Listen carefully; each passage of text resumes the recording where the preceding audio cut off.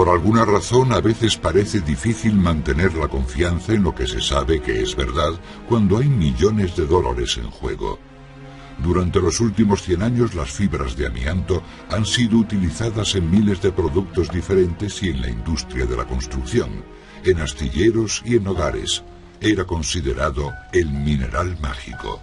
Millones de toneladas de amianto generaron una industria rentable y próspera, aunque la propia industria estaba concienciada de que el amianto era extremadamente peligroso.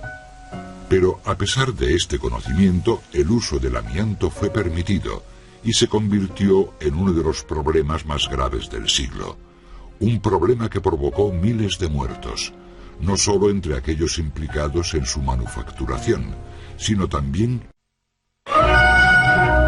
In big production at a Rochdale plant is a new material likely to play a useful part in fighting fire. It's an aluminized asbestos cloth. In the safely open spaces of Oulton Park, the county firemen got themselves up like invaders from another planet. 2 gallons of petrol were sacrificed in the good cause, and the stage was set for the drama, Man vs. Fire. La humanidad siempre se ha sentido fascinada por el amianto. Desde los comienzos de su manufacturación a finales del siglo XIX en Canadá, las pequeñas fibras que componen este mineral entusiasman a la gente, porque a pesar de ser suave como la seda, es sólido como el granito y tiene muchas aplicaciones. El amianto fue promocionado. En el lanzamiento de su comercialización se le llamaba el mineral mágico. Se vendía principalmente porque era muy resistente a los químicos y al calor, y tenía una gran capacidad de resistencia.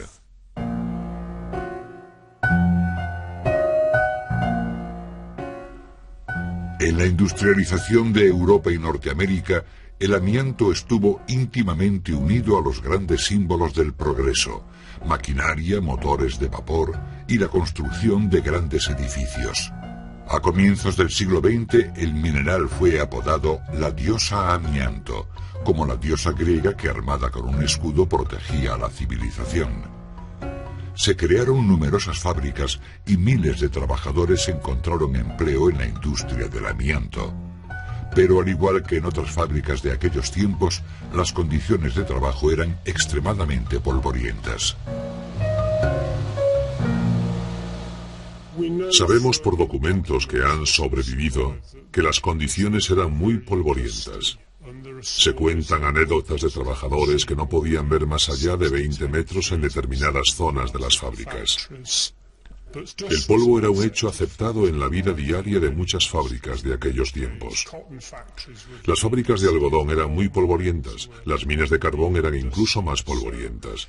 Por eso en las fábricas de amianto no se consideraba que hubiese un problema especial o inusual con el polvo. Simplemente es que el amianto era especialmente polvoriento y, como resultó finalmente, especialmente peligroso.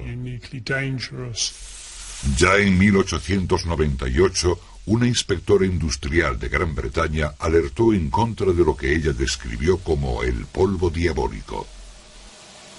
En Gran Bretaña, el gobierno contrató a un inspector sanitario de fábricas y bajo su dirección, las inspectoras de las factorías salían a hacer investigaciones.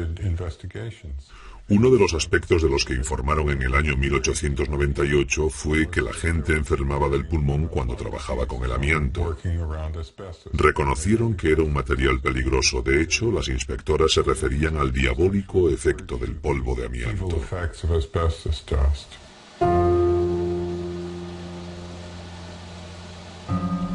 A comienzos del siglo XX se detectaron más muertes relacionadas con el amianto. Y ya en 1906, un inspector de industria francés alertó de 50 muertes entre las mujeres trabajadoras. Durante los años siguientes, las sospechas aumentaron y se extendieron, llevando a las compañías aseguradoras de Norteamérica y Canadá a tomar precauciones legales para evitar las posibles reclamaciones. En 1918, en los Estados Unidos, la aseguradora oficial de la industria publicó un reportaje en el que reflejaba la mortalidad en las fábricas polvorientas.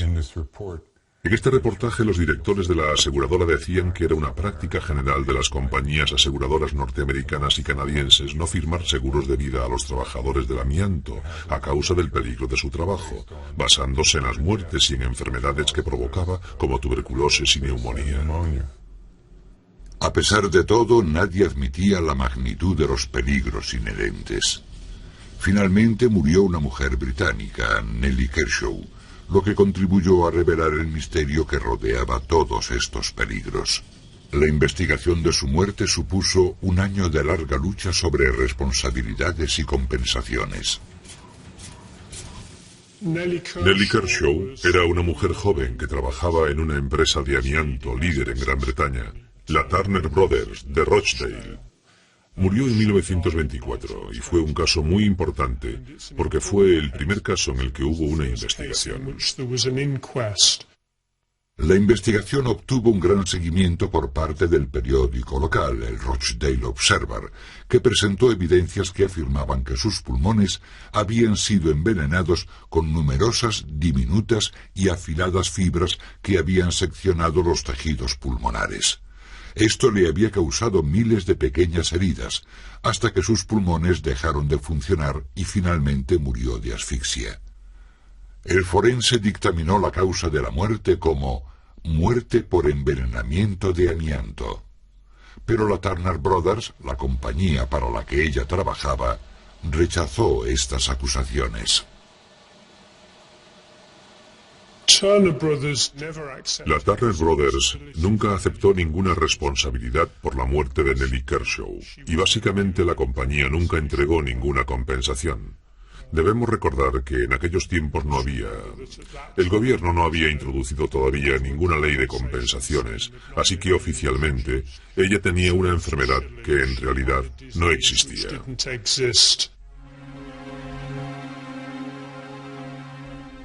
Cuando el viudo de Nellie Kershaw pidió ayuda económica a la Turner Brothers para el sepelio, ellos rechazaron la petición porque podía suponer un precedente de aceptación de responsabilidad que provocaría más demandas de otros trabajadores, presentes o futuros.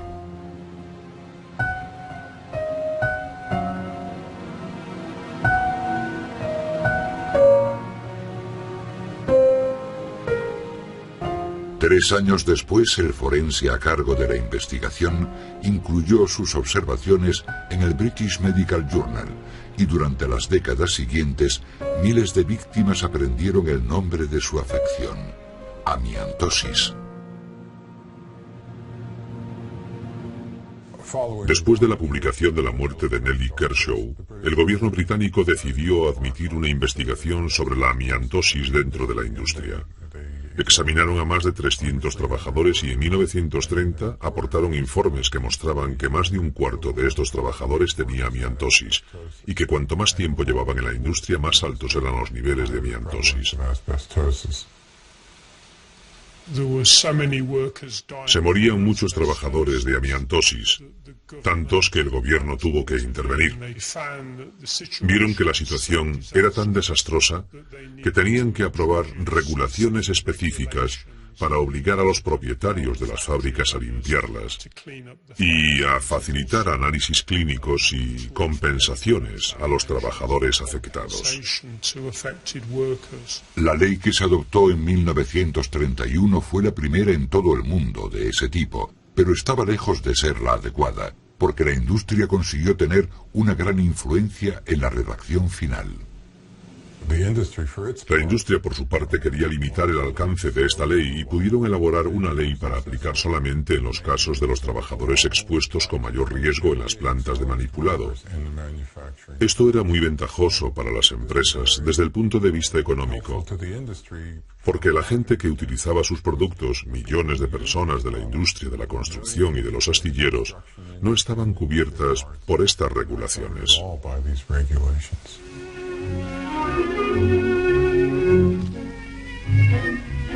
The practical uses of asbestos are very numerous. At least 18,000 articles are made of it, ranging from packing for steam engines and linings for friction surfaces to bulkheads for aeroplanes. No, not a member of a secret society, nor a medicine man, but an asbestos shield for firefighting. Asbestos comes into the home in the shape of fireproof curtains and covers, and in a variety of patterns. They are one answer to the problem of the careless smoker. Ash, but no char. If in a playful moment you feel you'd like to make a bonfire of the tablecloth, see that it isn't made of asbestos. Al mismo tiempo que se desarrollaban nuevos productos que utilizaban amianto, se publicaban más reportajes sobre las inspecciones en las fábricas británicas acerca de las sospechas de que el amianto también causaba cáncer de pulmón.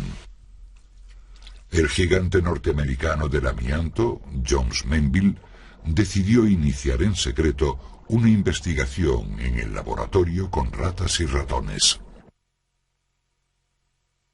El investigador tenía interés en el cáncer. Analizó a los animales a lo largo de su vida completa y descubrió que 9 de 11 de los animales del grupo desarrollaron cáncer de pulmón. Pero la compañía no lo publicó. El investigador murió en 1946 y el nuevo director del laboratorio rescató el estudio que había hecho su predecesor, que incluía datos sobre tumores y cáncer. Las compañías que apoyaban al vicepresidente y al presidente de la corporación Jones Menville se reunieron en noviembre de 1948 y ordenaron al laboratorio que retirase todas las referencias sobre el cáncer y los tumores. Y eso fue lo que hicieron los autores de la investigación.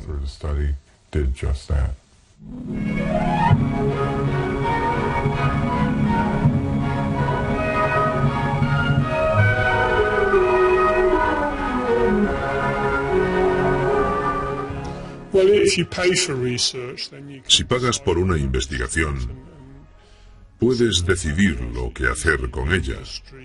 Y la cuestión es que normalmente la industria bloquea las publicaciones. Así que siempre evitaban publicar las malas noticias. This is the Woodbury Gardens development in Long Island, where wide use of asbestos cement shingles is made.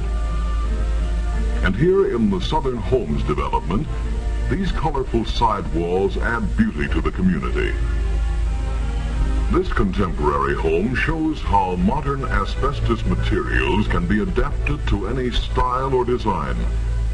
Notice how the asbestos cement sidewalls help add dignity and charm. And this is Mrs. Adams. Well, Mrs. Adams, what has been your experience with these asbestos cement sidewalls? Well, we've been very pleased. And, well, I like the looks of it. And it's never given us any trouble at all.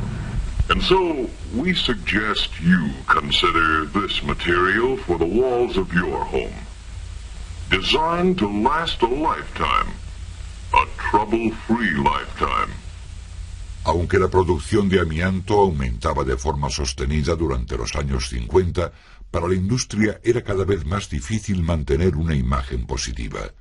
Entonces los científicos británicos publicaron los resultados de unas pruebas que habían llevado a cabo en 1955 y que mostraban que el cáncer de pulmón entre trabajadores del amianto era 10 veces superior al que padecía el resto de la población. Ya en aquellos tiempos el cáncer de pulmón era una causa bien documentada del uso del tabaco, así que el descubrimiento no fomentó la toma de nuevas precauciones ni iniciativas legales. Pero el descubrimiento por un médico sudafricano de un nuevo tipo de cáncer, asociado exclusivamente con el amianto, causó una gran preocupación.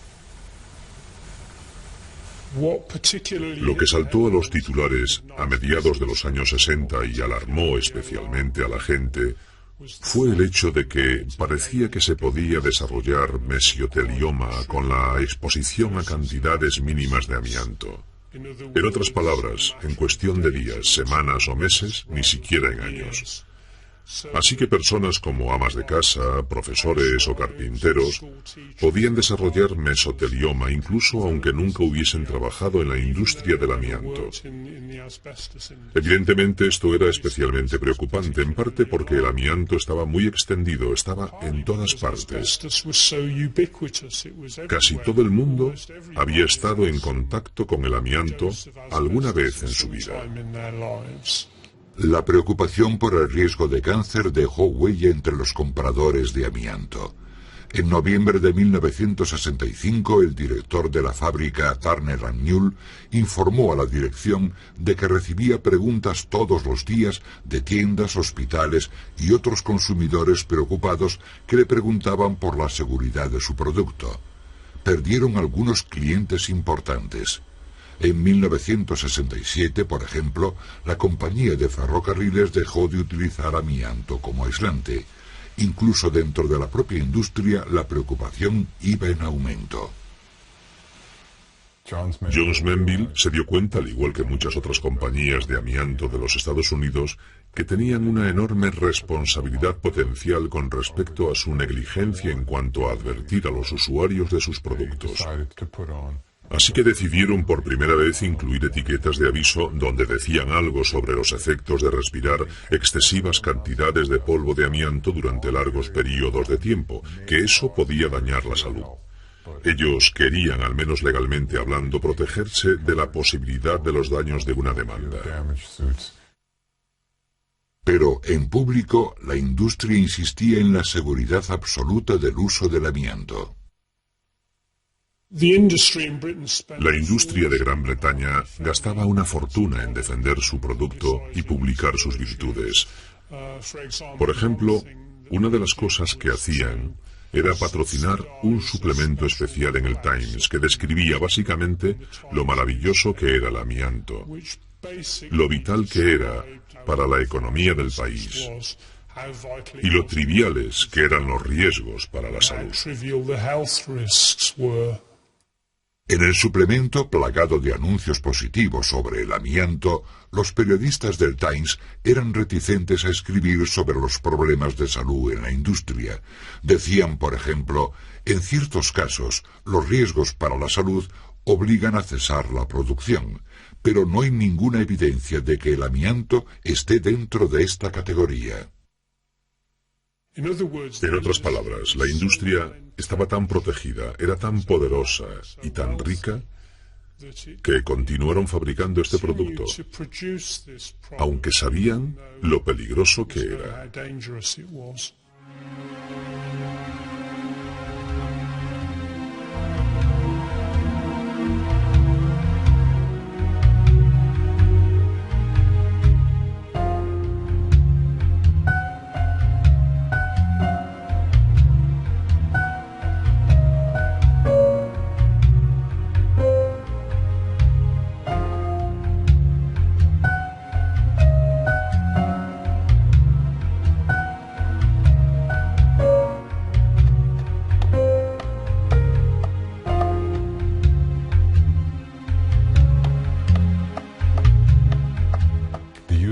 El uso del amianto en los Estados Unidos continuó aumentando durante los años 60. Finalmente, cuando surgió un fuerte movimiento ecologista a finales de los años 60, se empezaron a crear muchas leyes para regular la industria. Una ley sobre la salud y la seguridad en el trabajo fue aprobada en 1970. Se creó un departamento de protección medioambiental y las cosas empezaron a cambiar.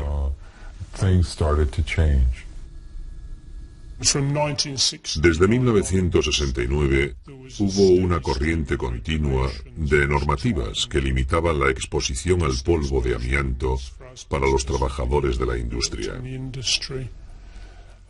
Con respecto a la reacción de la industria, el amianto fue progresivamente retirado de los aislamientos, porque esa es un área en la que es casi imposible controlar las condiciones del polvo.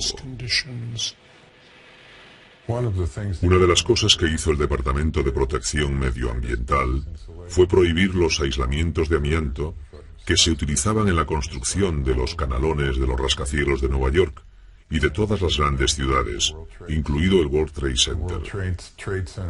De hecho, se había utilizado aislamiento de amianto en los primeros 40 pisos del World Trade Center, pero cuando se aprobó la ley, dejaron de utilizar el amianto en el resto del edificio. Those of you who routinely work with asbestos are probably aware of the hazards, but what about those workers who are indirectly involved with asbestos, who may have been excessively exposed to asbestos dust in the past? Las autoridades comenzaron a lanzar avisos de precaución a todos los sectores que trabajaban con productos de amianto. Y algo completamente novedoso fue este vídeo de 1975 que recomendaba utilizar equipos para evitar respirar el polvo cuando cambiaban los viejos aislantes de amianto. I'm ready to go now, Nancy. Okay, don't forget to put your respirator on before the rip-out starts. There's the next one down below. Oh, sure thing. Thanks. En la publicidad televisiva, la Marina norteamericana recomendaba análisis sanitarios para todos los que habían trabajado con amianto. One of the materials workers used to build this ship was called asbestos. And after all these years, they found that working around and breathing asbestos may cause bad lung diseases, including cancer. Maybe you worked around asbestos years ago. Maybe you'll get sick, maybe you won't. Don't take any chances. Para miles de personas, las advertencias llegaron demasiado tarde. Las consecuencias para los humanos del uso de amianto se explicaban ahora en muchos programas de televisión que por primera vez se fijaban en las historias de las víctimas. Uno de los más significativos fue Alice, la lucha por la vida, que hablaba de muchos casos dentro de la industria británica del amianto. La figura clave del programa era Alice Jefferson, que había trabajado durante 7 meses en una fábrica de amianto cuando tenía 17 años. 30 años después sufría un mesoteloma progresivo. Were you ever warned that working there could be dangerous, that you could finish up? No, we used to fool about. We used to make wigs out of that. You know how they fool about at work? We used to make wigs out of asbestos and put them on his heads and, you know, no. I never thought it was dangerous at all. A few months ago, Alice's doctor told her she was dying of asbestos cancer. I had a feeling that I had something serious by then, you know, because I wasn't getting any better. You've come to tell me that I've had it, haven't you? Says you. And she says, I says, how long have I got then? It's 3 to 6 months. Sheila Fenwick never worked with asbestos. Her father just brought asbestos dust home from Turner's, Washington, when she was a child. At 51, she also died of the asbestos cancer, mesothelioma. I would just like to know how many people Turner and Newells have killed that don't even know they died of asbestos. Take Cape Asbestos in East London. Its general manager was Tony Mendel. How many funerals did you go to during your 12 years at Cape Asbestos? About 110, I'd say. I kept a black tie in my desk drawer, simply because going to funerals was a dismal part of management of that particular factory. 3 weeks after this interview, Tony Mendel discovered that he too had asbestosis.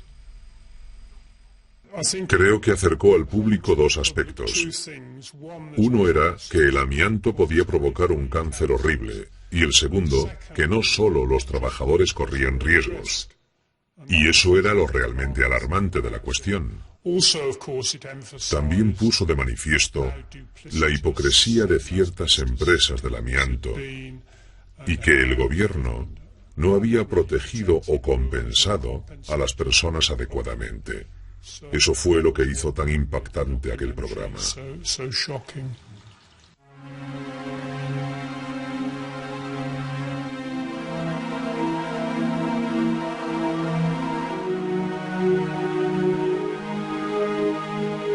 A comienzos de los años 80, el uso del amianto descendió significativamente en Europa y en los Estados Unidos. Muchos países aprobaron rigurosas normativas sobre el uso del amianto, y en miles de edificios fue retirado en un enorme esfuerzo de limpieza. El número de víctimas del amianto continuó aumentando debido al tiempo transcurrido entre la exposición al amianto y el desarrollo de la amiantosis o cáncer, que puede tardar 30 o 40 años en desarrollarse. Al mismo tiempo, el aumento de la conciencia sobre el tema significaba un aumento de las personas que exigían una compensación. Cada vez más trabajadores se resistían a manipular el amianto. Había consumidores reticentes a comprar productos que contuvieran amianto y conseguir cualquier tipo de seguro para proteger a las empresas que utilizasen amianto era extremadamente difícil. Al mismo tiempo, había al menos 200.000 demandas de reclamación de gente que decía haber desarrollado amiantosis o cáncer por la exposición al amianto. Y estaban denunciando a las compañías por no haberlos advertido sobre los peligros del amianto. A pesar de todo, la industria era consciente desde los años 30 de que el amianto podía producir cáncer. Las reclamaciones parecieron coger a la industria por sorpresa. Algunas hicieron todo lo que pudieron para evitar las pérdidas acogiéndose a la quiebra. Entre ellas, la gran empresa norteamericana de amianto Jones Menville. Manville Corporation's board of directors has determined that the corporation should file for reorganization under Chapter 11 of the Bankruptcy Act. Though our businesses are in good shape despite the recession, we are completely overwhelmed by the cost of the asbestos health lawsuits filed against us.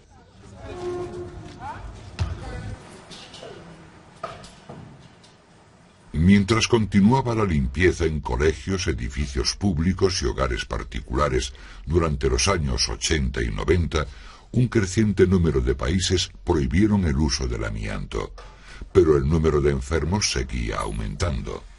El intenso uso del amianto durante los años 70 todavía no había dejado su marca en las estadísticas de defunción, pero se espera que en 2015 mueran otras 100.000 personas a causa de la amiantosis y el cáncer de pulmón. A pesar de todo, la tragedia sigue su ritmo en los países del tercer mundo, porque, aunque la industria del amianto cesó su actividad en el mundo occidental, se abrieron nuevos mercados en los países en desarrollo.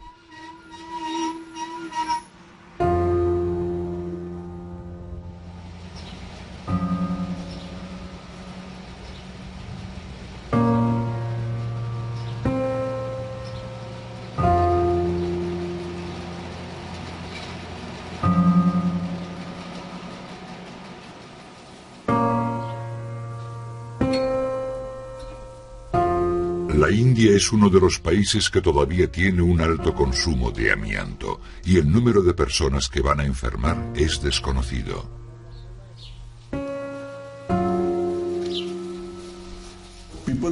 De hecho, la gente ya está muriendo en el presente, morirá en el futuro y ha muerto en el pasado. Pero a causa de la falta de datos es difícil demostrar con certeza que esto está sucediendo.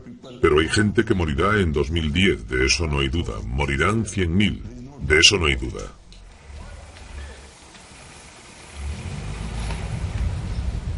Desde 1996, una ley prohíbe en la India abrir nuevas minas de amianto. La India produce solo el 20% de las más de 100.000 toneladas de amianto que el país utiliza cada año. La mayor parte del amianto destinado a la India lo produce Canadá, un país que ya no utiliza para sí mismo las peligrosas fibras. La postura de Canadá parece ser totalmente hipócrita, porque ellos no consumen amianto, pero están encantados de exportarlo a otros países. Los canadienses no son responsables, ni tienen ninguna influencia sobre lo que ocurre en los países en desarrollo. Ellos simplemente embarcan sacos de fibra de amianto hacia esos países. Lo que ocurre después no es problema de ellos.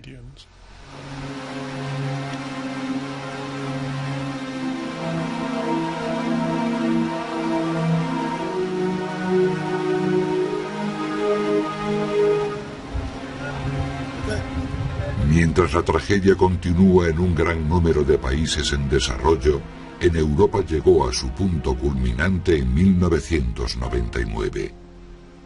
Los Estados Unidos impusieron una prohibición total del amianto en el año 2005, 100 años después de que los inspectores de las fábricas británicas diesen los primeros avisos sobre lo que en aquel momento ellos llamaban el polvo diabólico.